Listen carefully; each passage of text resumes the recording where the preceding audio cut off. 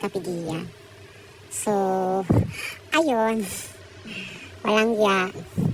Actually, hindi ko talaga expect na yung daan is ganito. Parang bagyo talaga. Grabe. Hirap na hirap talaga kami umakyat. Hindi naman sa hirap, pero kasi hindi ako sanay mag-drive ng ganong kataas. Ganon. So, kung pupunta kayo dito, it's located in Angono, Rizal. Sa tapat lang siya ng scrapyard. Yung way niya is papunta rin siya ng Coffee Rush. And then, hilaran din yung eskalera and then cityscape. So, yun. Noong una, hirap na hirap kami kasi nga nalilito kami sa map. Pero nung nakita namin yung way, ayun. Naalala na namin yung lugar. Pero actually yung sa Google Map, nakapin siya sa cityscape. Kaya medyo lito-lito kami. So ayan, kita nyo dyan. Paket na kami. Medyo nervous. Charis. Oo, kasi ang kulit-kulit kasi ni yung kasama ko. Medyo first time ko kasi mag-drive.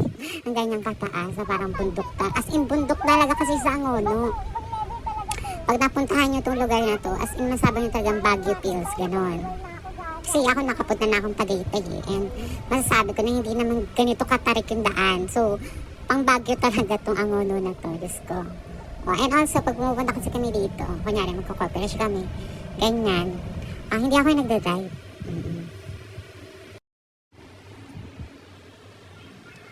Ayan, makikita nyo talagang matarik siya. Tapos, kailangan mo mag-signal light. So, yun, kung gusto nyo talaga magkape, pero yeah, masabi ko lang is maganda talaga yung place dito sa Angono.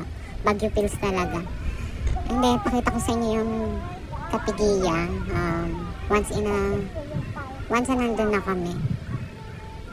Yan, medyo matagal tong biyahe na to kasi dinocument ko talaga para at least pupunta kayo doon. Hindi na kayo mag-expect ng expected yun na ganun yung daan. Para alam nyo na agad na puro siya liko-liko, parang bituha, ganun. Diba?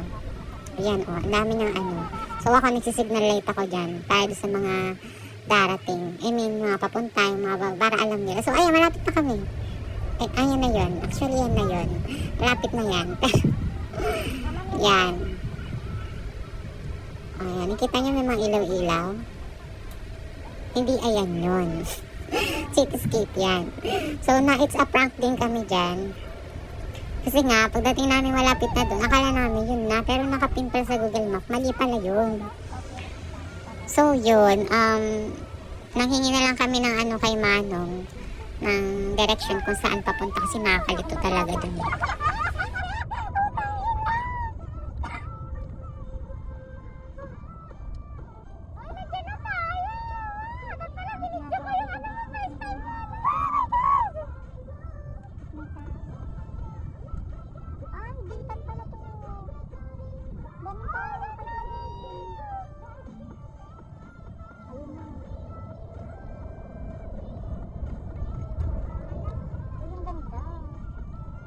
Pagkasabi namin na, ang ganda, hindi pala yun dyan.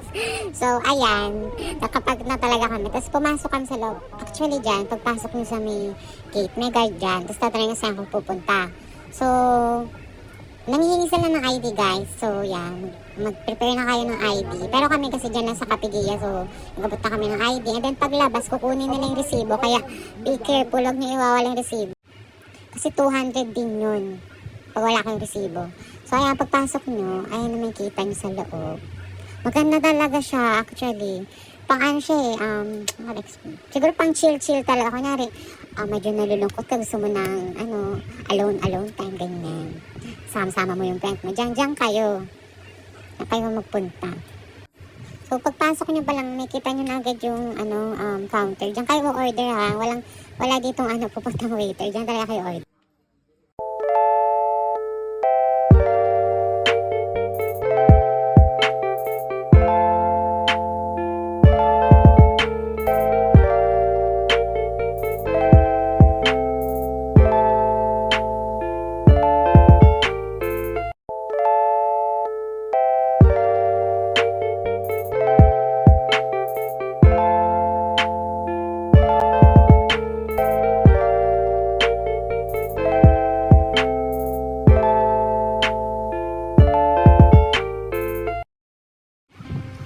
So, yun, nakuha namin yung order namin and then yun, picture-picture muna and then kumain na kami.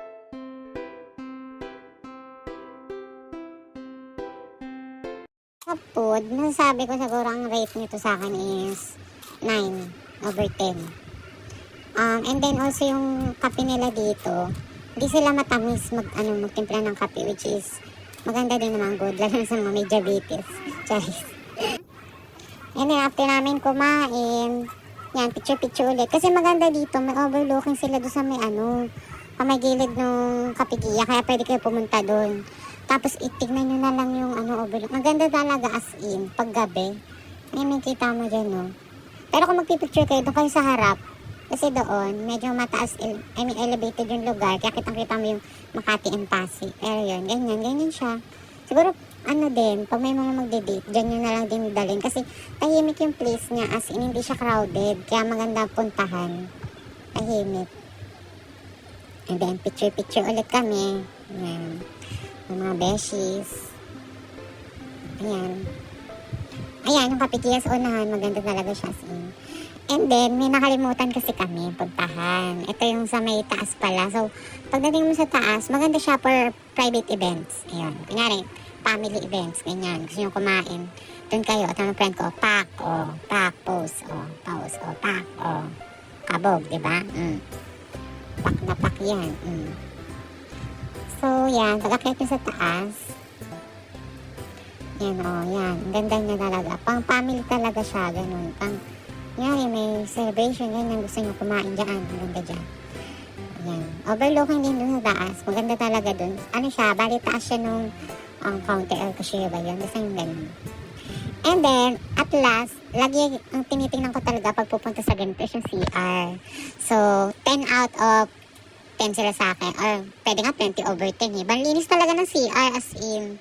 Super ganda. Tama, nag-selfie pa kami. Ang ganda talaga. Kabog. So, punta kayo dito. Expect nyo na malinis CR. Maganda. Pauwi na kami. So, everything is in. So, yun. Pauwi na kami. Sa kotse.